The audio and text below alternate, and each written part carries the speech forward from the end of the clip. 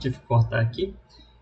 Agora a gente consegue fazer uma solução analítica, estabelecer uma relação direta entre qualidade de voo e de manuseio. As qualidades de voo e manuseio é uma forma meio que subjetiva de você conseguir avaliar o comportamento da aeronave a partir da opinião do piloto. O piloto ele vai ter uma opinião a respeito de determinado comportamento específico da aeronave, como por exemplo a atuação do profundor durante a decolagem. Ele vai dar uma nota. Então a gente está pensando na metodologia de Cooper-Hacker. Não sei se ainda é implementada. Eu só tenho conhecimento por conta dos livros. E a gente quantifica isso, joga nessa metodologia de Cooper-Hacker e dá um nível, dá uma nota, assim, vai ser de 1 a 10. Então 1 é muito bom, 10 é pior.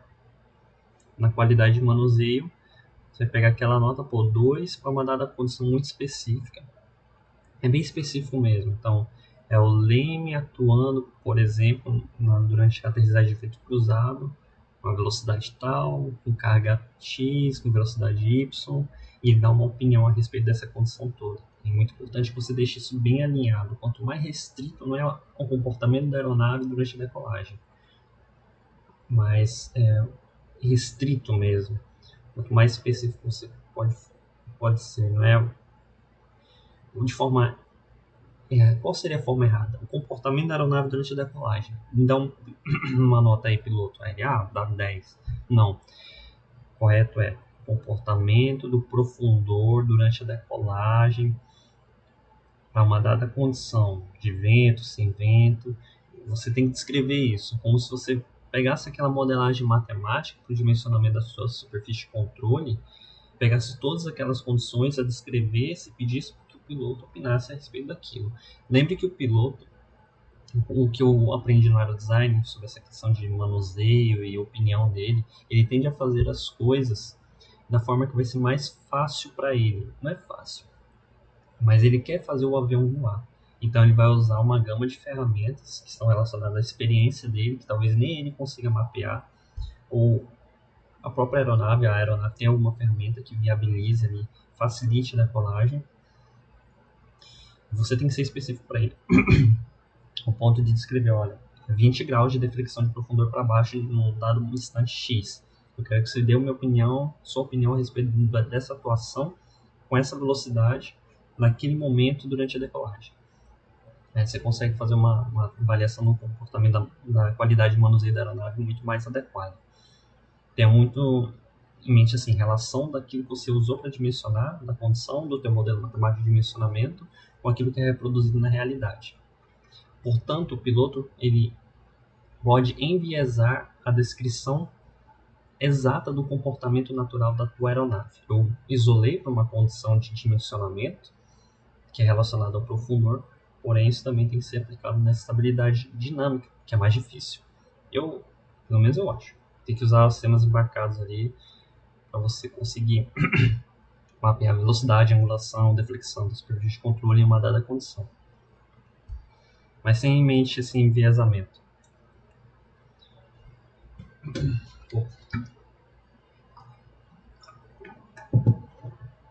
As equações incorporam descrições aerodinâmicas na forma de derivadas aerodinâmicas de estabilidade de controle, que você já deve saber por conta dos dimensionamentos iniciais. Estabilidade estática, dimensionar profundor, leme, aileron. Essas derivadas devem possuir valores compatíveis com as restrições aplicadas ao modelo. Como que eu posso dizer isso? Uma derivada pode considerar inúmeros fatores para o cálculo dela. Mas se você tem um voo subsônico, os parâmetros relacionados a um voo sônico ou supersônico podem ser cortados ou anulados. Algumas derivadas apresentam lá o fator do número de Mach nela. E aí o que acontece? Você calcula o Mach, subtrai de 1 e aí dá um valor muito baixo, ou é 1 ou é cancelável com outro parâmetro. Então tem que ter uma questão de proporcionalidade com a realidade ali. Em uma modelagem simplificada, as características aerodinâmicas podem ser aproximadas pela linearização dentro da condição escolhida. Essas aproximações são satisfatórias para aeronaves comerciais e voantes, desde que as limitações do modelo sejam reconhecidas desde o início. Eu vou modelar a aeronave, eu tenho sobre determinado método, então aqui tem um método, uma metodologia, não sei qual que é o termo mais adequado, eu tenho como saber o que eu estou limitando aqui. Se eu estou desconsiderando distúrbio atmosférico, eu tenho que conhecer que o modelo no final vai estar prejudicado, entre aspas, devido a essa remoção. Então você tem que ter isso em mente. Agora, em seguida, tem essas contribuições e suposições de diferentes componentes físicas aplicadas às equações de movimento da aeronave. Então, o que eu estou supondo da realidade para fazer meu modelo? É isso que está sendo apresentado aqui pelo autor. Então, por exemplo, eu sei que existe aceleração inicial, o que traz uma descrição, aplicação de componentes de uma força externa que atua na aeronave em movimento em relação a uma referência externa. Então, é isso que eu estou descrevendo aqui, e eu suponho que o corpo da minha aeronave é rígido. Não tem uma construção bem adequada entre a descrição e a suposição, mas o que eu quero que você saiba. Eu estou supondo que o corpo da minha aeronave é rígido. Infelizmente, não vou conseguir fazer uma boa explicação aqui para fazer a união das duas coisas. Em seguida, tem a força, o movimento do centro de gravidade após um incremento de massa. O centro de gravidade da aeronave, a suposição que eu tenho, é de que ele está na origem do sistema de eixos da aeronave. A gente já comentou antes, momentos. Apliquei uma força, então eu tenho um momento atuante. A aeronave vai ser simétrica, a massa é uniformemente distribuída, os eixos de corpo estão alinhados aos principais eixos de inércia. Então, essa é a suposição que a gente faz para o nosso modelo. Momentos e forças de perturbação são termos relacionados à perturbação e distúrbios. Ou seja, tudo aquilo que é externo, que vai gerar perturbação e me tirar do equilíbrio, vai ser devido a alguma coisa. Então, vai ser devido a efeitos aerodinâmicos, gravitacionais, movimento superior de controle, tração e distúrbios atmosféricos. Então, tudo isso daqui é o que eu suponho que vai me tirar da minha condição de equilíbrio. Então, tenho essas seguintes suposições, uma breve descrição do componente. O que eu suponho a partir de determinado componente que atua. Existe um embasamento teórico, claro, que vem antes disso, dentro da parte da modelagem matemática. Eu acredito que a gente já chegou aqui nas equações do movimento, que vai ser quando ele traz sobre algumas considerações para... Acho que nem chegou aqui ainda. Desculpa. Ah, já chegou. Então, ele traz esse embasamento aqui inicial, que é relacionado às leis de Newton. Então, a aceleração de uma partícula, cadê? Qual que é essa primeira lei? Segunda lei do movimento. Depois tem princípios do momento linear e angular, força igual a máxima de aceleração, momento. Então, isso aqui são conceitos básicos que vão nortear todo esse desenvolvimento aqui. Então, o que eu resumi ali é o que já está aqui. Deixa eu ver se está tudo aqui, as suposições.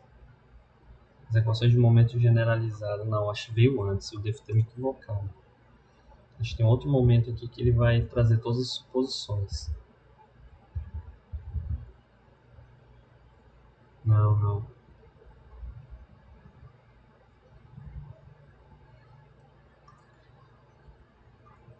Eu acho que eu fiz numa tabela um resumo aqui. É assumido como terra. Se está marcado, provavelmente eu já incremento. Infelizmente aqui eu não estou lembrado aqui agora como que eu fiz essa relação. Montei essa tabelinha e fiz a relação da suposição com a componente. As equações obtidas a partir das contribuições e suposições do modelo descrevem o movimento generalizado da aeronave, desconsiderando a amplitude do movimento. Porém, não são lineares e a resolução analítica pode ser complexa. Tá, o que eu fiz aqui, eu acho que ficou um pouquinho mais claro agora, depois de ver as equações, é que cada componente dessa me permite fazer algumas suposições a respeito desse corpo que está em movimento, que é a aeronave. Posso descrevê-la matematicamente. É o que eu fui resumindo o que cada uma desses componentes trazem em termos de suposições, o resultado final é a suposição. E cada uma delas traz um conjunto de equações, só que eu não trouxe as modelagens logo em seguida aqui na minha tabela, só no final, que são as equações não lineares. Então, de 9 a 14 aqui eu tenho as equações não lineares. É a mesma coisa aqui. São as mesmas. Que seriam as equações de forma generalizada. Então, isso daqui é não linear. Eu tenho componentes de todos os tipos.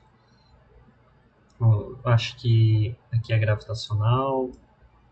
Esse aqui era gravitacional, cada um dos eixos, essas 6 equações. Eu teria que ver antes, né? Também não vou lembrar agora de cabeça.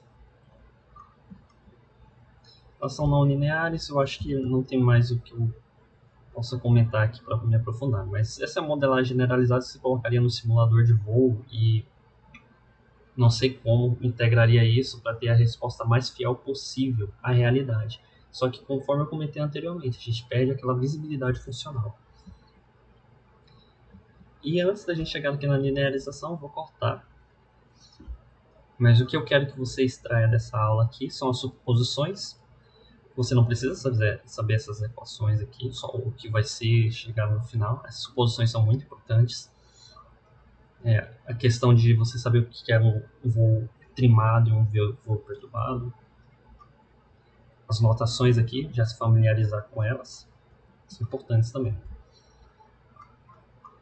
Então, a gente dá continuidade aqui com a linearização das equações do movimento. Valeu!